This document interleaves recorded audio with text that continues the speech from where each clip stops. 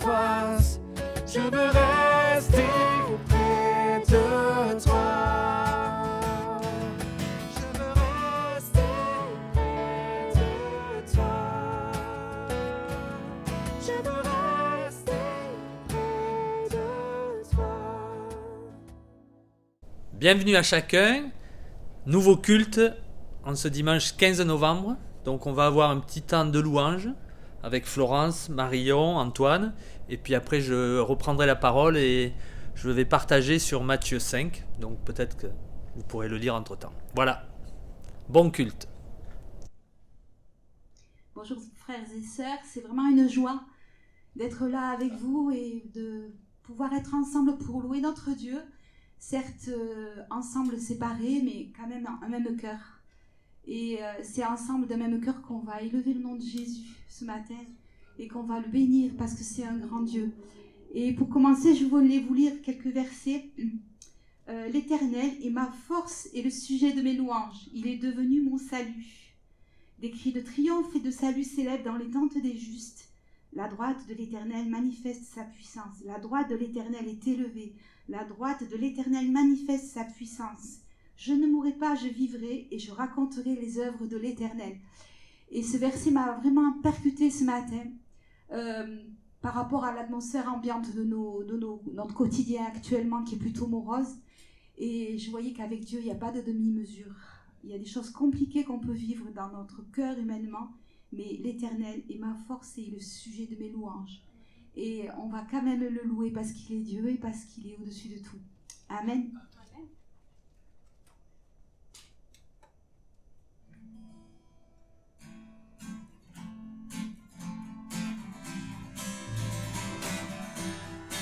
Amour parfait, tu t'es donné à la croix. Amour parfait, tu t'es donné à la croix pour tout effacer de mes péchés. Tu t'es chargé sur le bois. C'est par ta grâce seule que je suis pardonné. C'est par ta grâce seule que tu m'as racheté. Oh, oh. Merci pour la croix, ton amour pour moi. Oh, oh. Ta grâce ne faillit pas. Rien ne pourrait me justifier ton pardon et tu méritais tous mes efforts ne suffiraient à me sauver. C'est par ta grâce seule que je suis pardonné. C'est par ta grâce seule que tu m'as racheté.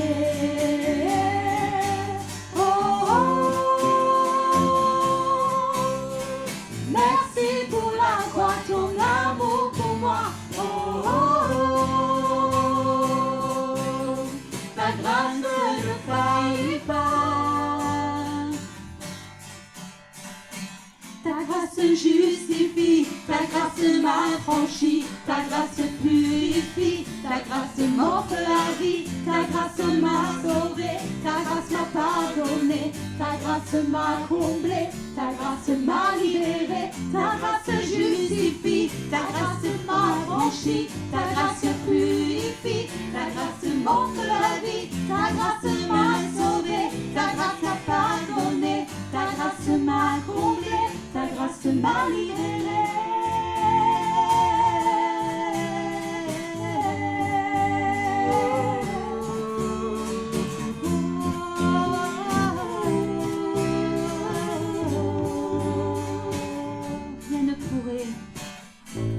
Rien ne pourrait me justifier ton pardon et tu méritais tous mes efforts ne suffirait à me sauver. Rien ne pourrait me justifier ton pardon d'y mériter. Tous mes efforts ne suffisaient à me sauver. Merci par ta grâce, c'est par ta grâce seule que je suis pardonné. C'est par ta grâce seule que tu m'as racheté.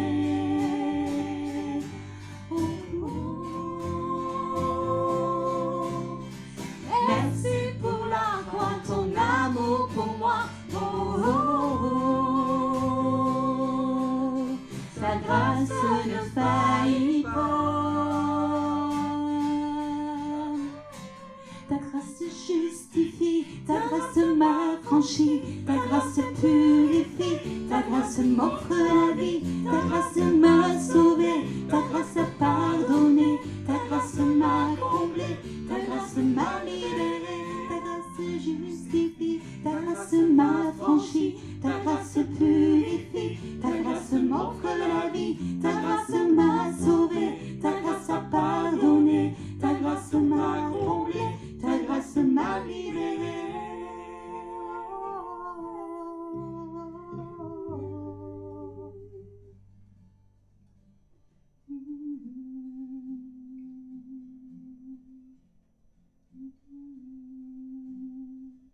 Ouais, merci Seigneur pour ta grâce. Et en préparant ce moment, j'avais une pensée comme si quelqu'un ne voulait pas s'approcher de Jésus parce qu'il disait mais mes mains sont vides. Comment pourrais-je m'approcher du Seigneur les mains vides? On m'a appris toute ma vie à ce qu'il fallait que j'apporte quelque chose à Jésus. Et là aujourd'hui j'ai rien. Et le Seigneur te dit mais je t'invite toi, je t'invite tel que tu es à venir dans ma présence parce que ma grâce est là pour ça. Ma grâce est là pour ça, pour ton cœur vide. Ma grâce est là pour tes mains vides. Ma grâce est là parce que je t'aime, tel que tu es. Et je t'accueille dans ma présence ce matin. Je t'accueille pour que tu puisses recevoir ce que j'ai à te donner, justement. Justement, je suis venue pour te donner et pour remplir ton cœur.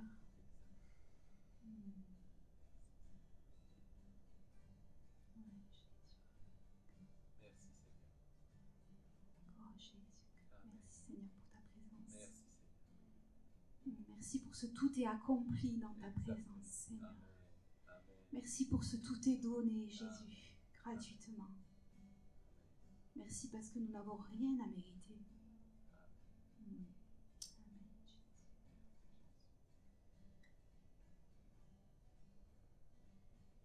Ta grâce justifie, ta grâce m'affranchit, ta grâce purifie, ta grâce m'offre la vie, ta grâce m'a sauvé, ta grâce a pardonné, ta grâce m'a comblé, ta grâce m'a libéré, ta grâce justifie, ta grâce m'affranchit, ta grâce purifie, ta grâce m'offre la vie, ta grâce m'a sauvé, ta grâce a pardonné, ta grâce m'a comblé, ta grâce m'a libéré.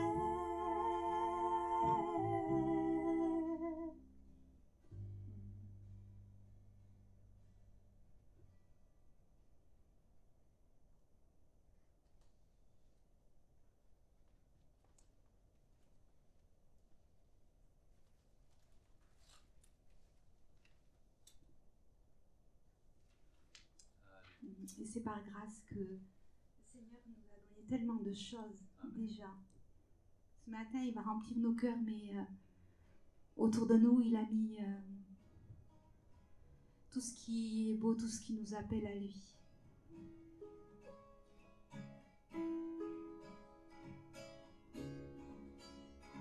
Le ciel et les étoiles, c'était toi. Les couleurs sur la toile, c'était toi. Ce vent gonflant ma voile, c'était toi.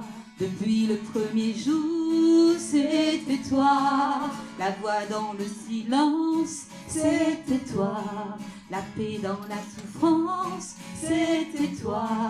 Cette douceur immense, c'était toi. Dans chacun de mes jours, c'était toi.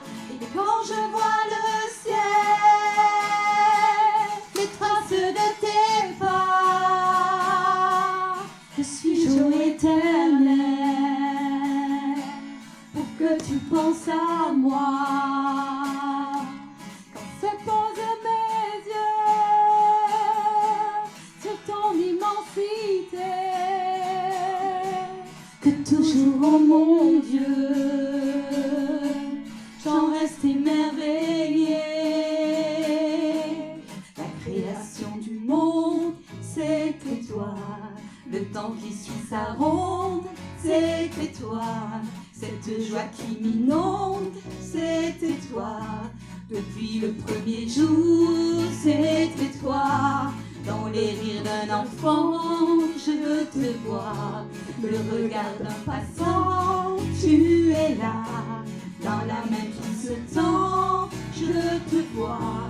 Si j'ouvre un peu les yeux, tu es là. Quand je vois le ciel, les traces de tes pas, je suis jour éternel pour que tu penses à moi. Se posent mes yeux sur ton immensité, que toujours, oh mon Dieu, j'en reste émerveillé. Au Créateur du ciel, au Dieu de l'infini, soit la gloire éternelle et le fruit de nos vies, de nos voix comme un choix s'élève jusqu'à toi pour louer la splendeur d'un si grand Dieu que toi. Le ciel et les étoiles, c'était toi. Les couleurs sur la toile, c'était toi. Ce vent gonflant ma voile, c'était toi. Depuis le premier jour, c'était toi. La voix dans le silence, c'était toi.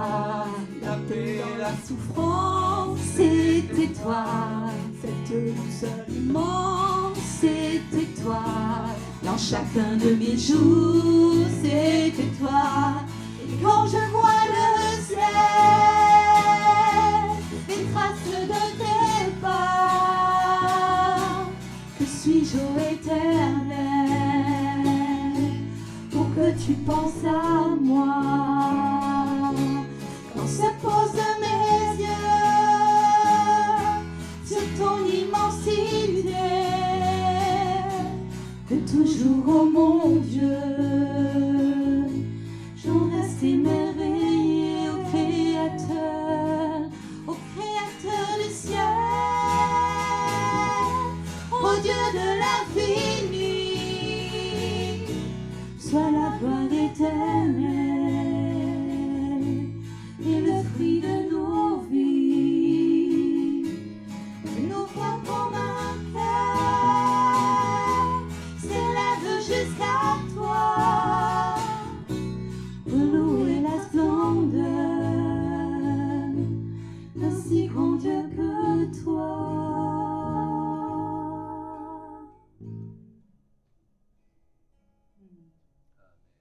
Ouais, amen, Seigneur, merci Jésus. Amen, Seigneur. Jésus, tu es un grand Dieu, Seigneur.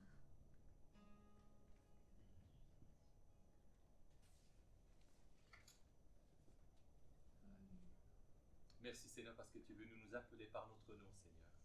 Et Seigneur, ce matin, nous voulons vraiment te donner toute la louange, toute l'honneur qui est due pour toi Seigneur. Tu es notre Dieu, tu es notre Seigneur, notre Sauveur. Nous voulons confesser ton nom Seigneur. Et Seigneur, nous joignons avec les chants des anges Seigneur pour proclamer que tu es Dieu, que tu es Sauveur. Amen. À toi la gloire, Seigneur.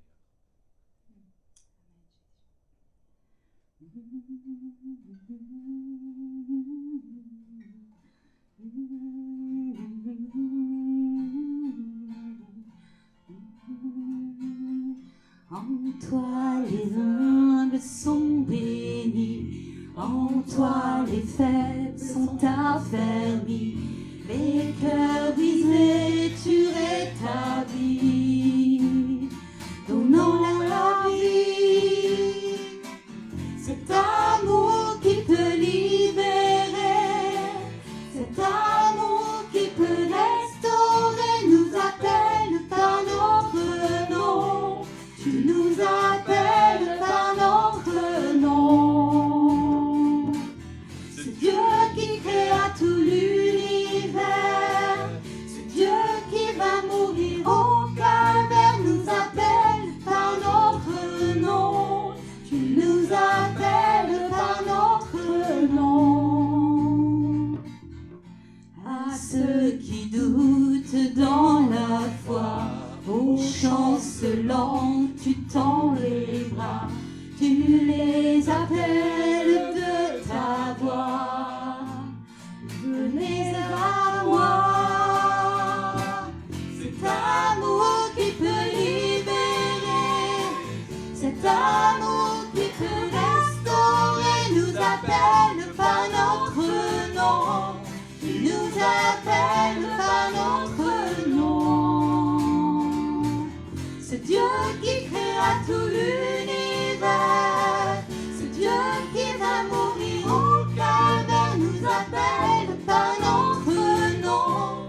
Tu nous appelles par notre nom. Oh, oh, oh,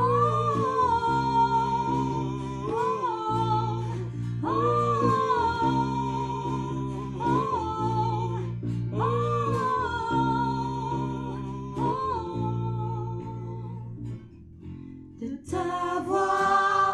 de ta voix, tu nous appelles à la croix. De ta voix, tu nous appelles à la croix. De ta voix, tu nous appelles à la croix. De ta voix, tu nous appelles à la croix. Cet amour qui peut libérer, cet amour qui peut restaurer, nous appelle par notre nom. Tu nous appelles par notre nom. Ce Dieu qui créa tout l'univers, ce Dieu qui va mourir au calvaire, nous appelle par notre nom. Tu nous appelles par notre nom. Le Seigneur nous dit qu'il nous appelle d'un nouveau nom. Amen. Le Seigneur nous a donné un nouveau nom. Amen. C'est un nom d'enfant racheté. Il y a le prénom que nos parents nous ont donné et il y a le prénom que Dieu nous donne. Et merci parce que tu nous aimes et tu nous connais parfaitement, Jésus. Et merci parce que c'est ce prénom que tu nous as donné qui est écrit dans les paumes de tes mains. Merci Seigneur. Ouais, merci Papa. Parce que on est filles et fils héritiers du royaume de Dieu. Quelle que soit l'identité que les gens peuvent nous donner ou celle qu'on peut nous mettre, notre identité, c'est en Christ. Amen. Et on peut se trouver mauvais, avec tous les adjectifs négatifs qu'on peut se mettre. Dieu nous rappelle qu'il nous aime tel qu'on est, filles et fils héritiers du royaume de Dieu. Il nous a choisis, il nous a appelés par son nom et on n'a pas de mauvaises étiquettes sur nos têtes. On a vraiment l'étiquette de filles et fils du royaume de Dieu. Et vraiment que chacun vous sentiez aimé tel que vous êtes, malgré toutes les étiquettes ou les mauvais adjectifs qu'on a pu vous coller sur vos vies. Tout ça, c'est balayé au nom de Jésus. Et que vraiment vos cœurs soient remplis de cet amour qui libère, comme on vient de le chanter, cet amour qui nous rappelle que on est des enfants et des filles de Dieu. Merci pour cette grâce que tu fais dans ma vie, dans la vie de chacun d'entre nous ce matin, que tu sois dans ton canapé, au travail, dans ta voiture, dans ta famille, auprès de tes amis, pas pendant le confinement, mais en dehors. Tu es fille et fils du royaume de Dieu. Ne l'oublie pas ce matin.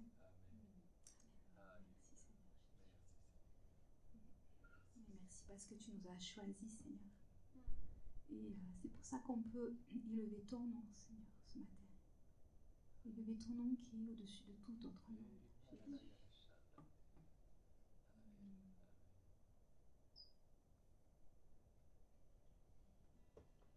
Dieu, tu es grand.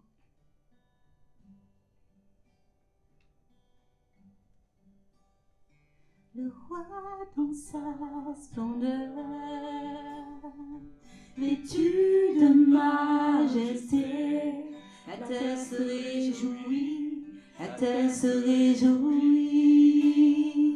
Il est paré d'éclat, la nuit essaie de fuir au son de sa voix, au son de sa voix. Oh Dieu, tu es grand, nous chantons, oh Dieu, tu es grand, tous verront, oh Dieu, combien tu es grand.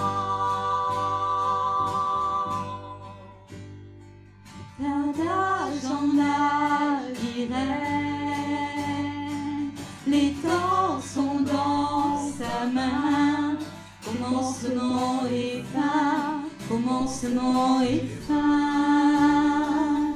Le Père, le Fils, l'Esprit, Trinité divine, lion et l'agneau, lion et l'agneau. Oh Dieu, tu es grand, nous chantons, oh Dieu, tu es grand, et tous verront, oh Dieu, combien tu es grand. Tu es le plus grand des grands, digne de louange. Alors mon cœur s'écrie, oh Dieu, tu es grand. Oh Dieu, tu es grand. Nous chantons, oh Dieu, tu es grand. Et tous verront, oh Dieu, combien tu es grand. Oh Dieu, tu es grand. Nous chantons, oh Dieu, tu es grand. Et tous verront, oh Dieu, combien tu es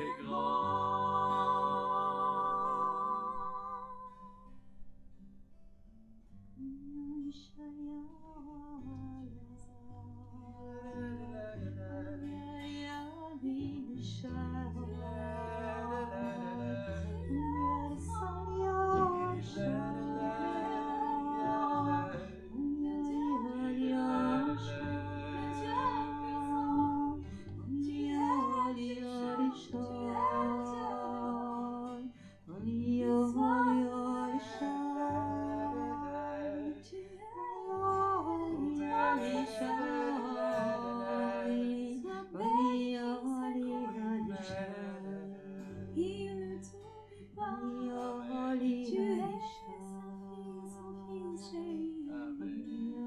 Sois loué.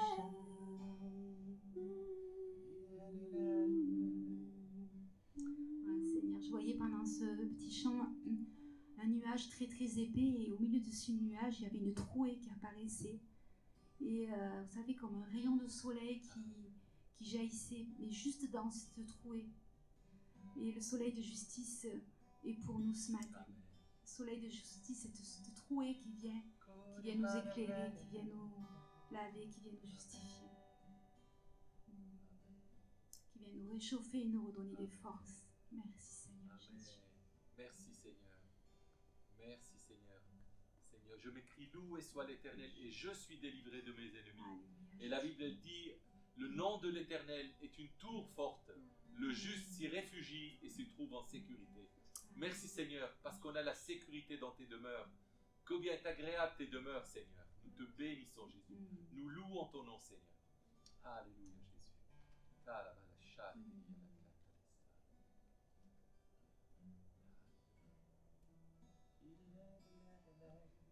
Si dans le ciel, ton trône éternel, tu règnes à jamais. Vêtu de splendeur, entouré d'honneur et de majesté. Les anges chantent à toi la gloire.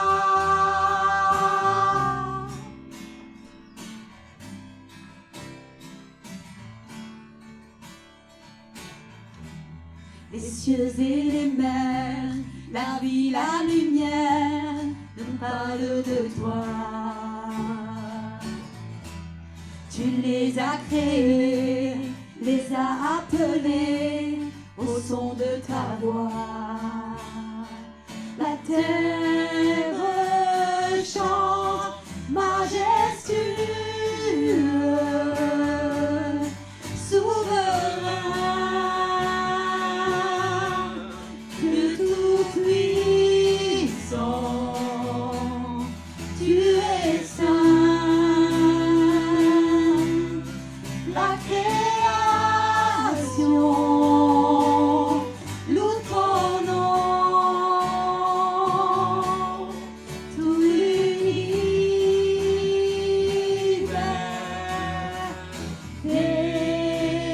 déclare à toi la gloire.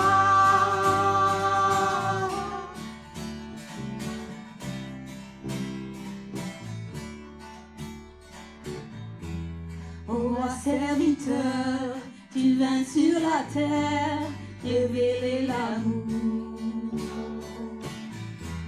Divin créateur, merveilleux sauveur, tu vis pour toujours. Tes enfants chantent majestueux, souverain, Dieu tout-puissant, tu es saint. La création loue ton nom, tout l'univers déclare, tout l'univers déclare à toi la gloire, à toi la gloire, à toi la gloire, à toi la gloire, à toi la gloire.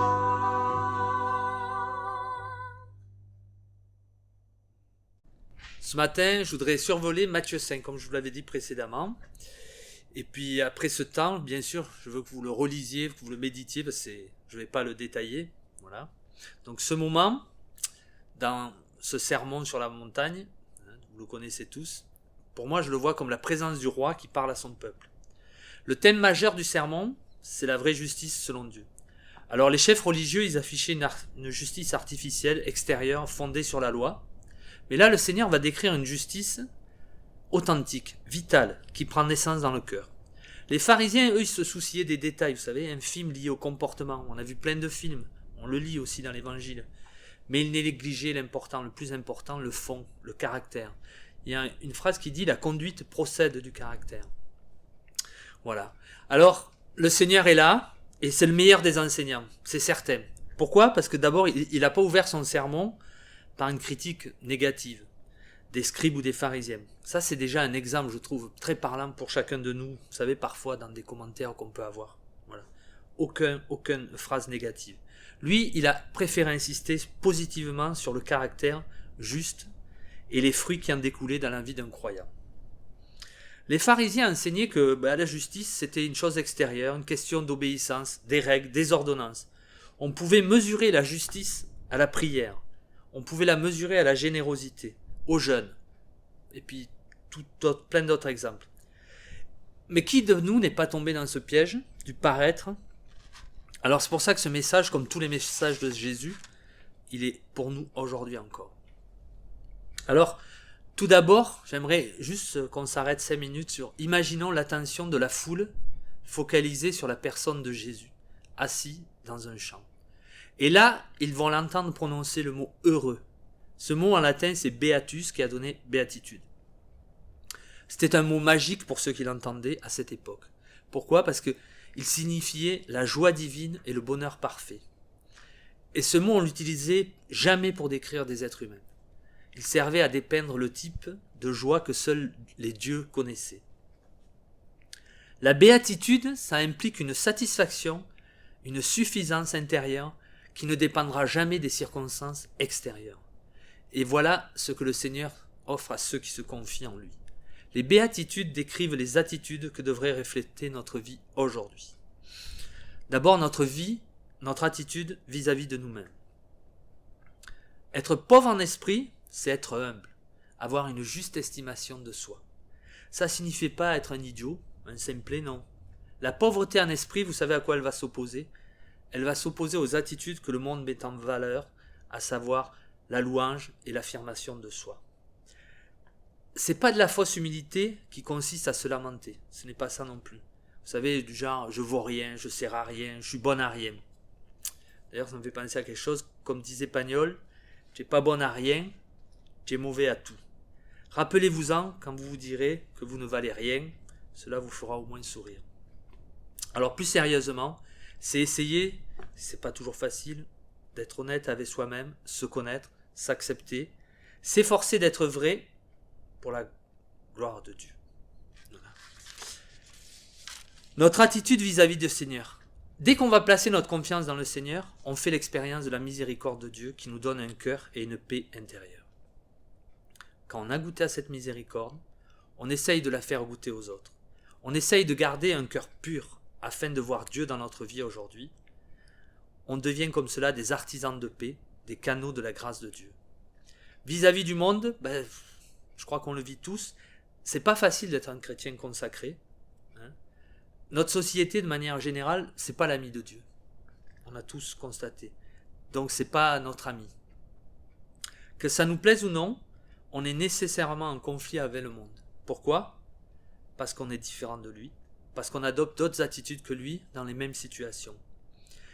Quand on lit les béatitudes, qu'est-ce qu'on découvre ? Elles présentent une vision totalement différente de celle du monde. Elles prônent l'orgueil, le monde. Elles prônent l'humilité. Le monde, il approuve le péché en fin de compte. Surtout si vous en tirez bien, vous savez, quand les gens s'arrangent avec la vérité. Le monde est en guerre contre Dieu, et on le voit tous les jours. Et lui, qu'est-ce qu'il fait ? Il veut se réconcilier avec ses ennemis pour en faire à ses enfants. Alors on peut s'attendre à être persécuté. Alors bien sûr, dans nos sociétés un peu occidentales, le mot persécuté, c'est un peu fort. Mais quand même, quand on se déclare pour le Seigneur Jésus, on peut en faire l'expérience. Quand on prend position pour le Seigneur Jésus, on a des réactions pas toujours agréables. Mais je voudrais juste dire aussi, assurons-nous toutefois que des persécutions endurées, entre guillemets, résultent pas des fois de notre entêtement ou de notre désobéissance. Vous savez, on s'embarque dans des situations que Dieu ne nous demande pas, et certains vont dire « Ouh, je suis persécuté ». Voilà. Peut-être que ça ne résulte pas en tout cas de cet entêtement. Après avoir entendu le Seigneur décrire ce genre de personnes que Dieu bénit, beaucoup dans la foule durent se dire « Mais on n'y arrivera jamais. Mais c'est pas possible. D'ailleurs, pas que dans la foule, j'imagine. Peut-être ce matin, à Nîmes, ceux qui nous regardent là, comment atteindre ce niveau de justice, ce type de caractère? Ils devaient se demander, ces personnes à ce moment-là, mais quel rapport cet enseignement pouvait avoir avec tout ce qu'ils avaient entendu durant leur vie. Bien sûr, pourquoi? Parce que faire de Moïse et de la loi? Les pharisiens défendaient la loi, s'efforçaient de l'obéir, et Jésus déclare que la vraie justice, celle qui est agréable à Dieu, doit être supérieure à celle des scribes et des pharisiens. Mais pour le peuple, les scribes et les pharisiens représentaient les hommes les plus saints du peuple. Et si eux n'avaient pas acquis la justice requise, alors mais qui pouvait? Qui pouvait? Mais là encore, le Seigneur, toujours dans cette pédagogie, dans cet amour, il va expliquer sa propre attitude à l'égard de la loi, en décrivant les relations possibles avec elle. Et bien sûr, toujours pareil, ça s'adresse à nous. D'abord, on peut chercher à abolir la loi. Les pharisiens accusaient Jésus de le faire. Jésus parlait avec autorité, mais sans se prévaloir d'une école rabbinique. Il était sa propre autorité. Ça les dépassait complètement. Ensuite, le Seigneur semblait défier la loi, pas seulement par autorité, mais par son activité. Il allait guérir des malades le jour du sabbat, par exemple. Il était l'ami des péagers. Il était l'ami des pécheurs. Et pourtant, quand on regarde bien, c'est les pharisiens qui abolissaient la loi par leur tradition. Ils privaient le peuple de la parole de Dieu. Ils transgressaient la loi qu'ils prétendaient défendre. Vous savez, à un moment donné, Jésus va leur dire « Malheur à vous, scribes et pharisiens ». C'est un verset incroyable, car vous n'entrez pas dans le royaume de Dieu, mais vous empêchez les autres d'y entrer. Leur rejet du Seigneur prouve que la vérité de la loi n'avait pas pénétré leur cœur. Jésus voulait aider les hommes à aimer la loi de Dieu, mais la loi pratiquée par les pharisiens était artificielle et elle ne pouvait se reproduire chez les autres de façon vivante. Pourquoi? Elle les rendait fiers et non humbles, elle les rendait esclaves au lieu d'affranchir. Vous savez ce verset, vous avez connu la vérité et la vérité vous rendra libre. Alors on peut aussi s'efforcer d'accomplir la loi. Mais là encore, le Seigneur Jésus, il a accompli la loi dans tous les domaines de sa vie. À sa naissance, dans les rites que la loi prescrivait, Jésus l'a accompli par sa façon de vivre. Personne n'a jamais pu accuser le Seigneur d'être un pécheur, de péché. Jésus l'a accompli par son enseignement. Il a mis en faux les pharisiens. Il a brisé ce carcan et a ramené le peuple à la parole de Dieu.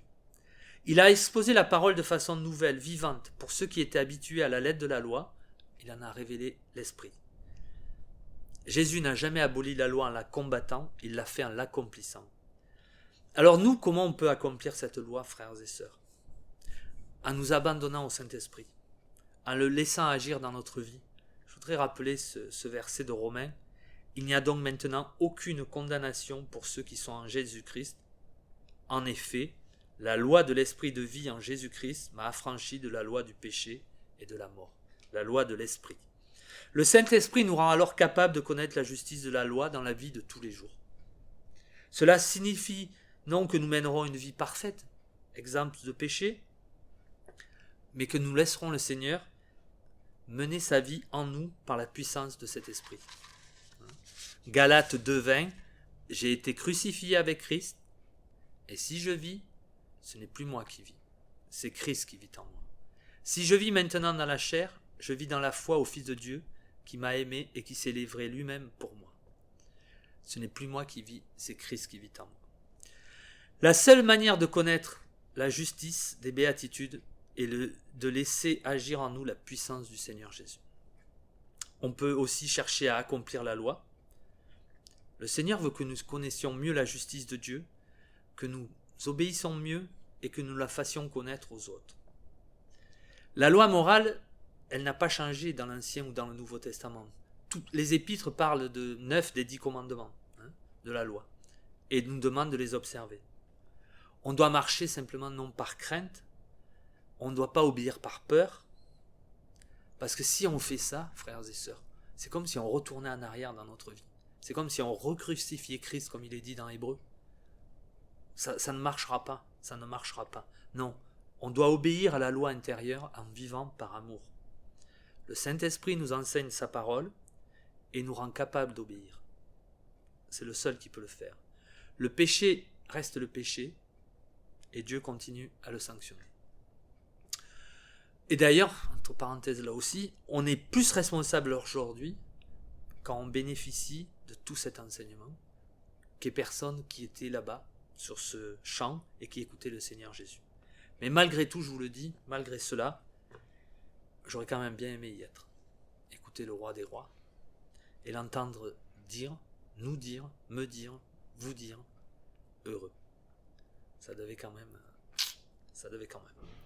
Heureux êtes-vous. Alors maintenant, comment cette justice opère dans la vie de tous les jours? Le Seigneur, là aussi, il va prendre 6 lois importantes dans l'Ancien Testament et il va les ramener avec sa nouvelle version, entre guillemets, de la chose. Il les a interprétées à la lumière de la vie nouvelle qu'il est venu offrir. Et sans contredire les normes de Dieu, il va en donner une dimension complètement nouvelle.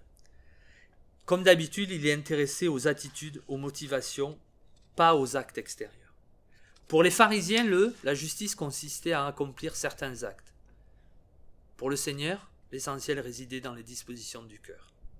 Alors, je ne vais pas faire les 6, je rassure tout le monde, mais je vais en prendre 3. Chacune mériterait un message. D'ailleurs, peut-être un jour, il faudrait s'y pencher. Bon, ça, c'est une idée. D'abord, le Seigneur va parler, on va prendre le verset 21. Tout d'abord, le meurtre, que le Seigneur rend équivalent à la colère.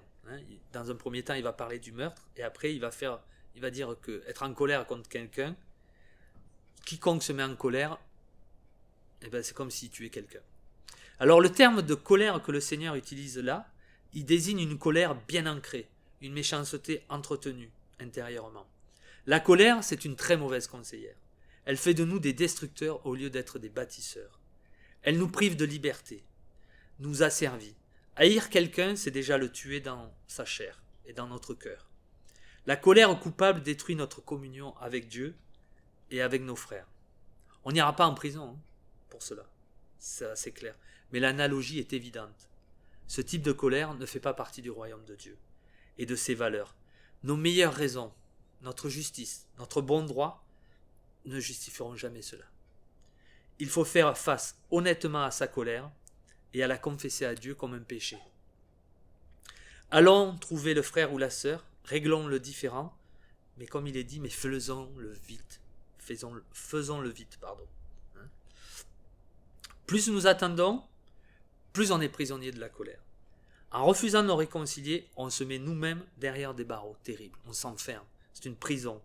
On dit avec raison que celui qui refuse de pardonner détruit la passerelle sur laquelle il doit lui-même marcher pour sortir de sa prison. Je crois que c'est vrai. Un autre, c'est la vengeance. La loi était équitable. Elle empêchait l'offenseur de voir payer davantage que ne méritait l'offense. Elle empêchait les gens de se venger personnellement. Jésus va remplacer cette loi par une attitude. Être prêt à souffrir soi-même d'une perte plutôt que de l'infliger à autrui.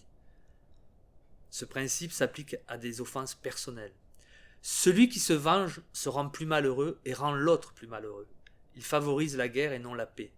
Pour tendre l'autre joue, c'est pas qu'une image, on doit rester où nous sommes et on ne doit pas fuir, ce qui demande foi et amour de notre part.